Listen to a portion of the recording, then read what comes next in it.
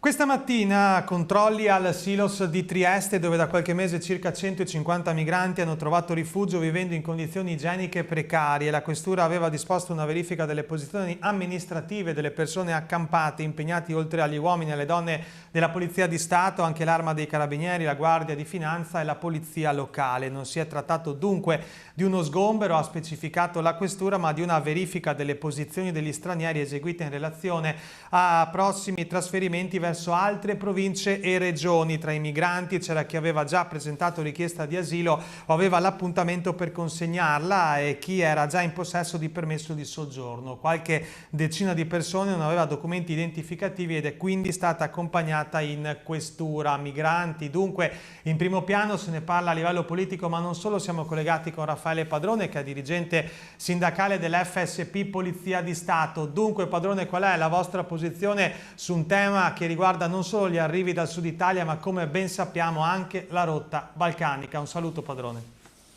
Ben ritrovati a lei, i suoi telespettatori, direttore.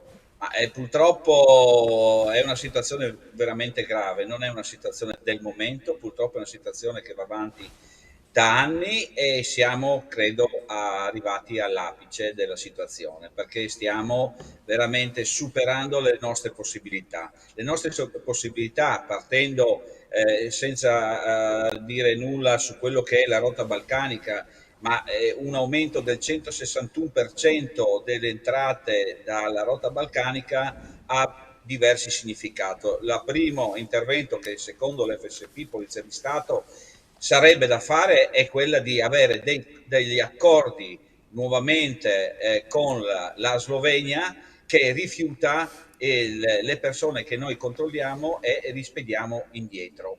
Di 10 persone che ogni giorno la questura riesce a controllare sotto l'aspetto delle loro identità, sì o no vengono accolti dalla Slovenia 2 o massimo 3 persone. Come mai Questo accade significa questo, Padrone? Come mai accade?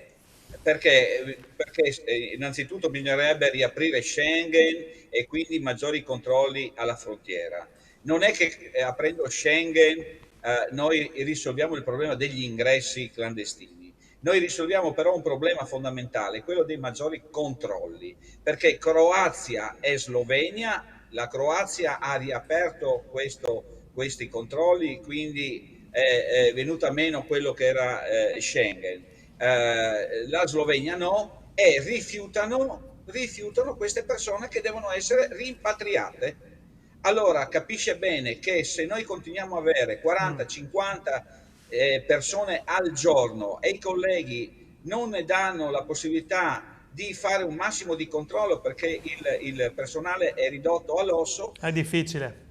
È certo, difficile, perché il giorno dopo ritornano altri 40 e si assommano a quei 37 che sono rimasti. E abbiamo le città, ma non solo Trieste perché è la più vicina, ma anche la vicina Udine, la vicina Pordenone, sono città che hanno 100 e passa persone che girano durante la giornata per la città.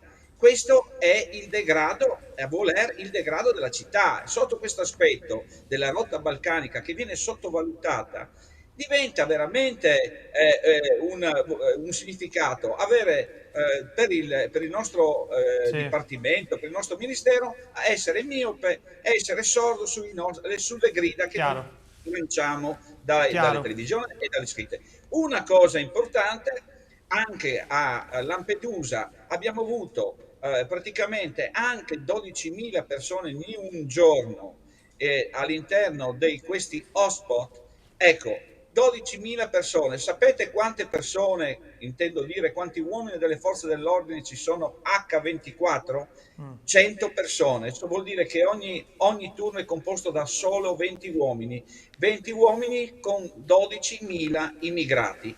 Poi non lamentiamoci se succedono scontri, non lamentiamoci. Io sono con la popolazione di Lampedusa, che Sì, aveva 5.000 residenti che hanno protestato. chiaro, Capisce che chiaro. diventa difficile. Chiara la sua posizione. Senta, prima di salutarla, ci tenevo però anche a fare un ultimissimo passaggio con lei. Un minuto sul nuovo codice della strada. Che cosa, insomma, vi convince, Padrone? E che cosa no, magari, chiedo.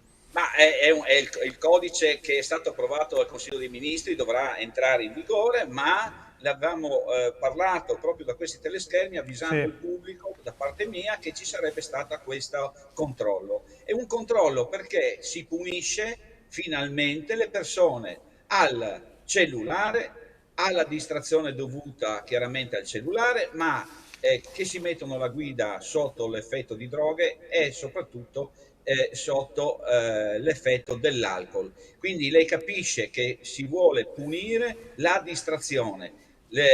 La distrazione ovviamente a questi soggetti, perché l'incidente capisce benissimo che può capitare a tutti la certo, distrazione, ma però uccidere una persona perché siamo ubriachi, uccidere una persona perché ci mettiamo al volante dopo aver assunto psicofarmaci e sostanze stupefacenti, credo che sia la soluzione migliore. Poi bene. c'è il resto di tutto quello che dobbiamo vedere, questi monopattini che ogni giorno muore qualcuno per colpa Ci o per torneremo su questo utilizzo, argomento.